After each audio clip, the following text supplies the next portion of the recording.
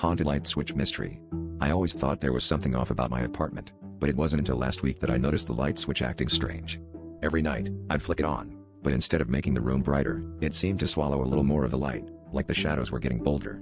I joked to my friends that my apartment was allergic to electricity, but the unease hung around long after the laughter faded. Tonight, I came home late from my shift at the hospital, my scrubs still sticky with the day. When I reached for the switch, I hesitated, just for a second, but habit won out.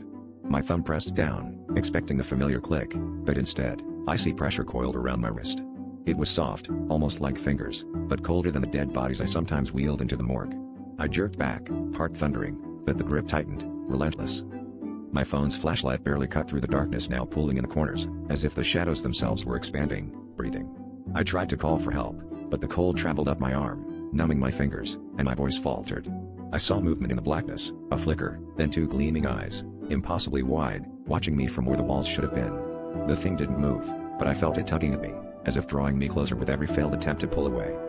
I realized, with a sickness building in my stomach, that every time I flipped that switch, I'd been feeding something on the other side, giving it a little more of my light, my warmth, my life.